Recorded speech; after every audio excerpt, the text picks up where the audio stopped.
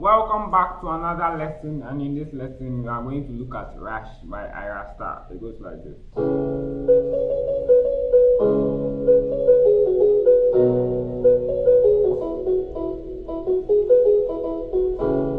Let's dive in. So the first thing you need to know about this song is the key. We are going to play this song in a key of E.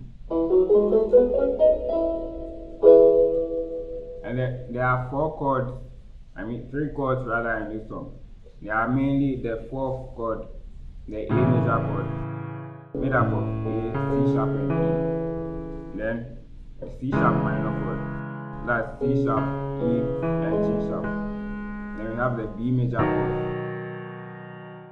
B, D sharp and F sharp. So A major chord, C sharp major chord, then the E major chord. And the melody goes like this. We start from B.